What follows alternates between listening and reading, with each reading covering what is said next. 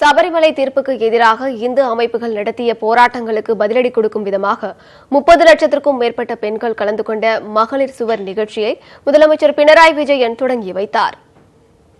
சபரிமலை ஐயப்பன் கோவிலில் பெண்கள் வழிபட அனுமதி அளித்து உச்சநீதிமன்றம் வழங்கிய தீர்ப்புக்கு எதிராக இந்து அமைப்புகள் மற்றும் பாஜக தொடர்ந்து போராட்டங்களை நடத்தி வருகின்றன. கடந்த டிசம்பர் மாதம் 26ஆம் தேதி கன்னியாகுமரி தொடங்கி கேரளாவின் காசர்கோடு வரை 745 கிலோமீட்டர் தொலைவுக்கு ஐயப்ப ஜோதி சரண கோஷத்திற்கு இந்து அமைப்புகள் ஏற்பாடு செய்தன. இதில் சிறுவர்கள், பெண்கள் என லட்சக்கணக்கானோர் கைகளில் விளக்கேந்தி சபரிமலை புனிதத்தை காக்க வேண்டுமென வலியுறுத்தினர். உச்சநீதிமன்ற தீர்ப்பு மற்றும் கேரள அரசுக்கு எதிரான போராட்டங்களை முன்னெடுக்கும் இந்து அமைப்புகளுக்கு பதிலடி கொடுக்க முடிவு செய்த ஆளும் மார்க்சிஸ்ட் கம்யூனிஸ்ட் கட்சி வனிதா மதில் என்ற பெயரில் மாபெரும் மகளிர் சுவர் நிகழ்ச்சிக்கு ஏற்பாடு செய்தது.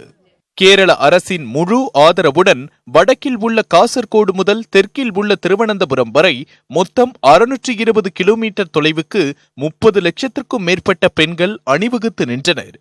திருவனந்தபுரத்தில் மகளிர் சுவர் நிகழ்ச்சியை முதலமைச்சர் பினராயி விஜயன் தொடங்கி வைத்தார். அங்கு நடைபெற்ற கூட்டத்தில் பேசிய மார்க்சிஸ்ட் கம்யூனிஸ்ட் கட்சியின் மகளிர் பிரிவு பொதுச் செயலாளர் பிருந்தா காரத், மத உணர்வுகளை பாதுகாக்க வேண்டுமென்ற எண்ணம் RSS மற்றும் பாஜகவுக்கு இல்லை என்றார்.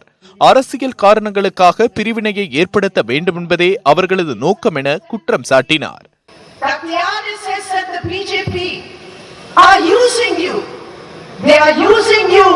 Not because they believe in religious sentiment.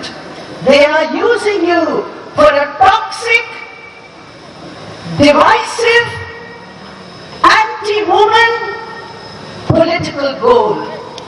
மகளிர் சுவர் நிகழ்ச்சியில் பெண் MLAக்கள் பலர் கலந்து கொண்டனர்.